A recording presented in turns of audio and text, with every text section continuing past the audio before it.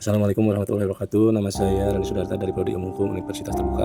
NIM saya 0572228605. Di sini saya akan mempresentasikan sedikit tentang perkembangan Pancasila dalam konteks sejarah dari masa ke masa.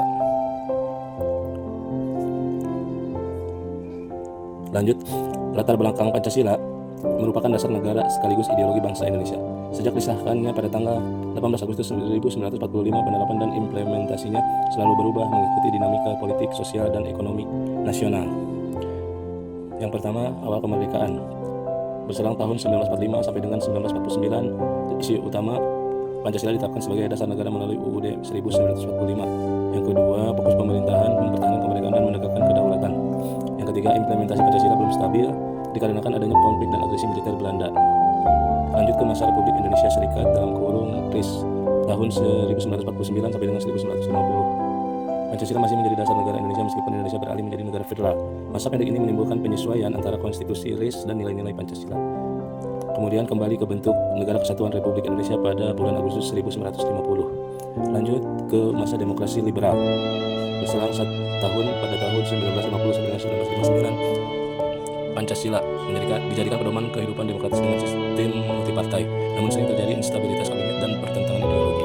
Akhirnya Presiden Soekarno membubarkan konstituante dan lanjut memberlakukan dekret presiden pada tanggal 5 Juli 1959 yang mengembalikan UUD 1945. Lanjut demokrasi terpimpin. Soekarno menerapkan konsep Nasakom pada waktu itu, yang artinya nasionalisme, agama, serta komunisme untuk menyatukan kekuatan bangsa. Namun Pancasila dibawa ke arah ideologis yang menekankan kepemimpinan tunggal presiden.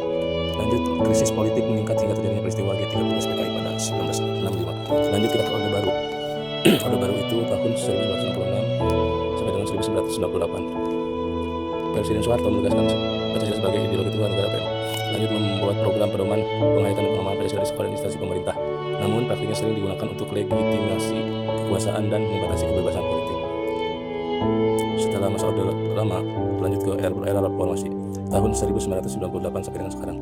Reformasi membawa demokratisasi dan desentralisasi pemerintahan. Pendidikan Pancasila sempat menurun, tetapi kembali ditegaskan melalui revitalisasi nilai dasar Pancasila di pendidikan dan kebijakan publik. Tantangan baru muncul dari globalisasi dan media digital. Kemudian ada pertanyaan nilai Pancasila yang tercermin pada peristiwa tersebut, yaitu nilai Pancasila. Nilai Pancasila yang tercermin dari peristiwa tersebut yaitu menumbuhkan toleransi antar umat beragama, menjunjung tinggi martabat manusia, 3. Menyatukan keberagaman dalam satu bangsa, 4. Mengajarkan demokrasi dan gotong royong, semakin menumbuhkan cinta terhadap bangsa Indonesia, mendorong pemerataan dan kesejahteraan. Jadi kesimpulan pelajaran yang diambil bagi generasi muda yaitu 1. Sebagai identitas bangsa mengingatkan kita pada akar sejarah perjuangan Indonesia. 2. Sebagai benteng di era globalisasi. Dan yang ketiga sebagai pedoman hidup mengajarkan tanggung jawab, toleransi, dan semangat kebangsaan. Sekian presentasi dari saya. Terima kasih. Wassalamualaikum warahmatullahi wabarakatuh.